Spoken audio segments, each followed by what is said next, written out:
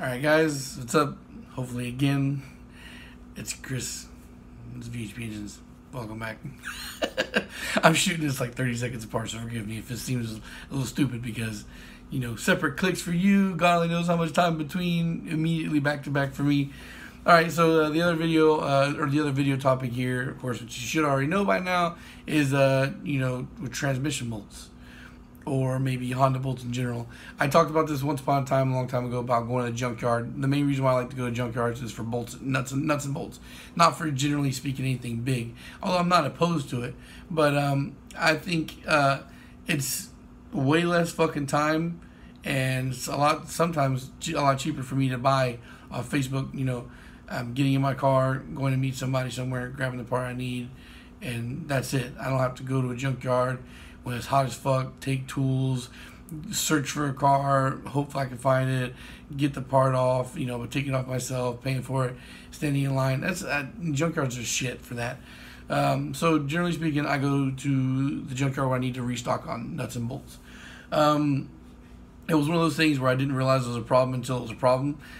Just the small things that you generally don't consider, which is something basic like nuts and bolts when you're doing a swap, or you frequently do swaps or frequently do engine builds. Now the reason why I'm touching on this today is because I've had a lot of people ask me about try to go into their first build and they're like, well, what bolts do I use to mount my engine to the stand? I'm like, I think it's pretty obvious. I thought it was a common sense thing. And I don't mean to try anybody if you don't see it as a common sense thing, but the engine stand bolts up to the transmission housing, so it makes sense to use transmission bolts. And if you slide your transmission bolts through those studs, you have plenty of meat between where it's just bolt and thread. So it's not like you're not getting enough fed into it, all right? So there's 4 posts on the fucking engine stand, and there's several places you can mount it. Now you can use 4 threaded in bolts, and the 2 on the top and then 2 on the sides or whatnot. Or you can do what I like to do. I use 2 transmission bolts up top to hold it in, and then I use 2 random ass really long bolts to run through the bottom. Now this is the bottom of the engine block where it's no threads in the block. It's just a run through. It's just a hole there. There's no threads. So, and I think one of the spots is where the T-bracket mounts up to. Possibly, I can't remember off the top of my fucking head. It's late. I'm not thinking straight. But anyway, you'll know when you fucking see it. You'll pick it up the engine. Like, oh, there's these 2 fucking holes this guy was talking about. There's no threads in them. I can put whatever the fuck I want through. Yeah. So I just grabbed 2 generic bolts that fit in the hole and 2 nuts and tighten them down. And so there's that. Now, also, alternatively, what I do also sometimes is because those 2 bolts up top for the transmission holes, sometimes they wear out. Now, like I told you, there's enough meat on the bolt between the stand and where the threads is to where you can healthily hold it. But some of the times what happens is when the transmission sits on the engine, there's a lot less meat that has to be held in place by that bolt. So if like let's say this is your thread hole for the tranny bolt, and the top half or quarter of the hole is fucking jacked, ate the hell up. Threads are all ate up. So sometimes you'll thread that bolt in. Now, if you thread the bolt in without the stand in the way, it'll thread in and hold snug. But if you're threading it in with the stand, it'll run short because there's that stub between, the stand leg and your blocks to grab onto. And sometimes you'll thread that bolt in and it won't go all the way. It'll only go to where that fucked up part is, and it won't hold. So what I like to do is I just, instead of bolting the 2 up top, I like migrate it down and put them on the sides. Now, there's been a couple of times where I've mounted engines to stands and filmed it.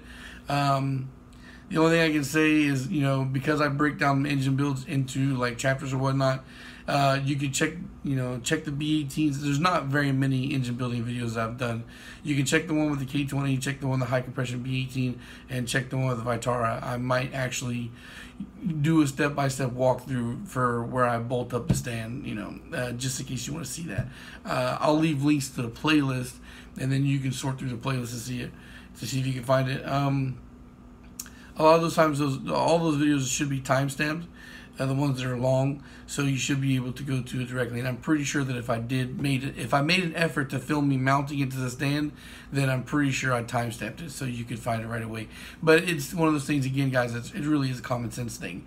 Now, now this kind of fucking has made like a walkthrough on mounting your fucking engine stand or your stand adapter plate to the block, and that's not what this is supposed to be. So I guess this is kind of changed on the fly, and maybe I'll edit the title a bit to match. But go back to the junkyard and finding bolts or whatnot. This is what I found out through time. I want to say all. I'm pretty sure that it's a safe bet to say they're all the same. But for what I have confirmed 100%, H, F, D, B, and H D series, B series, H series, F series, and K series, they all have the same transmission bolts. They all have the same bolts. The same length, same size, all that bullshit. They all thread into each other. Now, I want to say that goes the same for the nuts for the exhaust flanges and the intake flanges, and the studs that those nuts go on to. Also the distributor bolts, I'm pretty sure are the same. So like there's a lot of bolts that are really important, that are really easy to get to, like that I make a big deal out of when I go to the junkyard.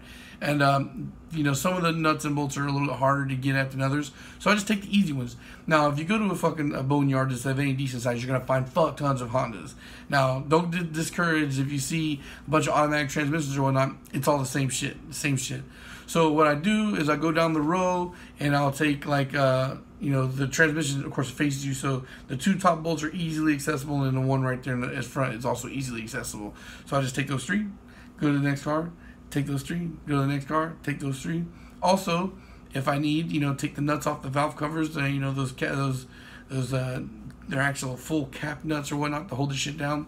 Take those, take the nuts off the flanges if I need those. Also distributor bolts, So there's a whole bunch of stuff that you can get to without making yourself, bend over and just get them all from one car. Oh, another thing is engine mount bolts. I grab those also, and I just grab the front two, or sometimes just grab one. I guess it just depends, because once you take one out, the engine starts to hang. It gets, if it's a fully stock car and it's got the torque mounts on them, then it's really easy to do. I just take out the two, take out the two, take out the two. They're all the same shit.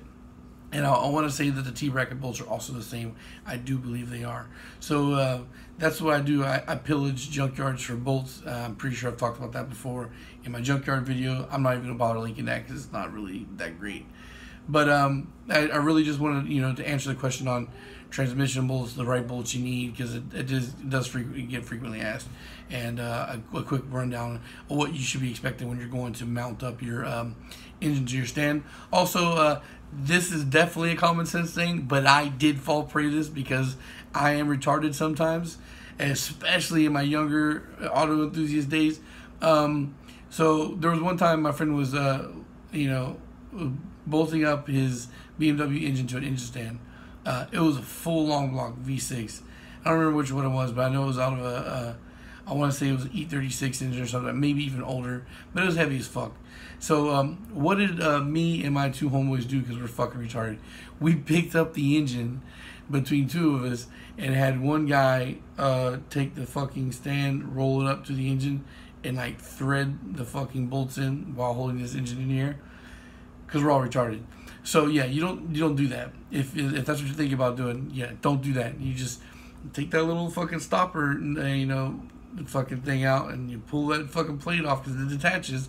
Tilt the engine forward, line it up, mount it, and mount the fucking plate on there first. Then you pick up the engine and slide it in place. That I know I've done. I did it on my Vitara build. I showed you guys real quick. I was just showing off a little bit. Also, it's a single cam, not really that heavy. It's very easy to do. Picked up the long block, slid it on there. No big deal. Yeah, so there's that. And there was something else I had in fucking mind, and I lost it while I was thinking. I was trying to oh, don't forget that. I'll mention that, and then I lost it. I'm a fucking idiot. But yeah, it's just definitely one of those things. That's it. I hope this little fucking engine stand walkthrough guide / bolt guide helps out some of you guys a little bit. I know that I've seen a bunch of you guys have added me on Facebook or whatnot, and I see handfuls of you every once in a while, you know, doing your first engine build. And some of you guys seem to be having trouble or misunderstanding where you get bolts, and you don't have to go buy any special bolts from any fucking hardware store, measure out threads or whatnot. It's not that serious. You just use tranny bolts. Alright guys, so that's it. I'm going to wrap it up. That's going to be all for tonight / early as fuck in the morning. And I got a lot of stuff to do tomorrow, but I think tomorrow night, if I can clear some time, I will sit down and try to hash out the B20 video. If I feel like the B20 video is something that I can't do right now, because it's just I feel like it needs more time than I can give it, then I will go through that list of videos I said I was going to make, and I'll pick out something else that I feel like I can cover in a shorter amount of time, like the 2 that I'm uploading right now. And hope that'll be enough for quick, you know, itch. You know, not a lot of these videos are going to be super exciting to listen to. These aren't podcasts. These are just quick tips and help tricks for the most part. Yeah, so a lot of these videos are going to be short like this. But with me retouching a lot of stuff, of course it's going to stay short because it's kind of stuff that I've already gone over in detail in other places. I'm just trying to get the abridged versions out for the people who are new. Alright guys, so thanks for watching, and peace.